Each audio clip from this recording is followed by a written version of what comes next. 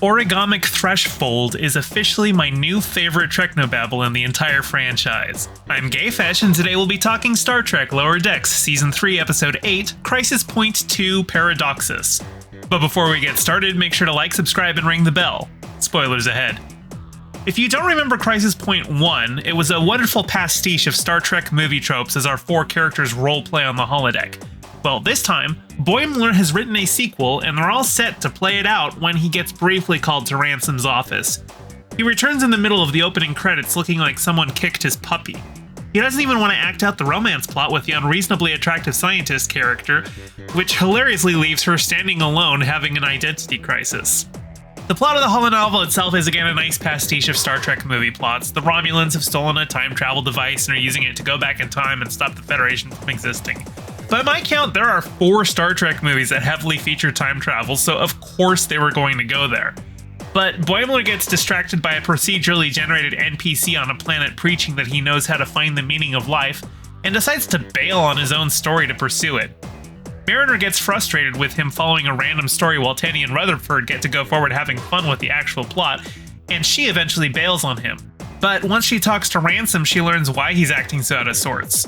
He was just informed that William Boimler, his transporter duplicate, died in a gas leak.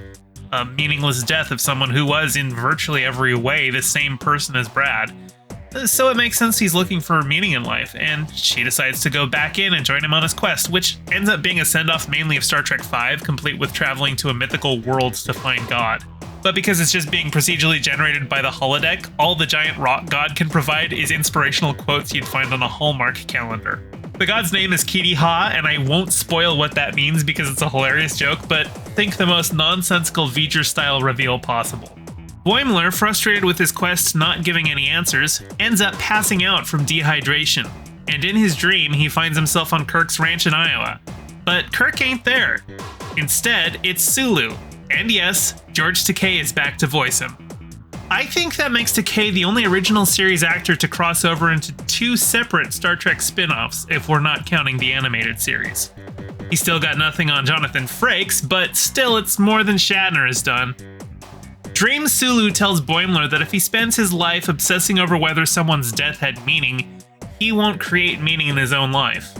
Even though it's a dream, hey, he's got a point. And so Boimler wakes up in sickbay, apparently he was so dehydrated he clinically died, and appears to cheer up a little. Of course, William Boimler isn't actually dead, his death was faked so he could join Section 31. I love that he points out that Section 31 is supposed to be secret, so why are they wearing black badges that out them as Section 31 operatives? The show makes several digs at Star Trek and the fandom. Tendi calls the idea of time travel creating an alternate reality with younger and hotter versions of themselves silly. There's even a moment when Mariner and Boimler are arguing. She says he's ruining the franchise by making it about soul-searching the human condition instead of being a fun action romp. I love so much about this show. Lower Decks is easily the Star Trek fan Star Trek show. Anyway, that's it for this week. What was your favorite moment? Let me know in the comments below. I'm a little concerned with the idea that if you give Boimler just a little more power and responsibility, he's going to turn evil.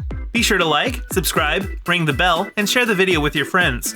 Subscribe to my Patreon to get shouted out in future videos. Check out my Bandcamp for banging tunes, including all the tracks you heard in this video.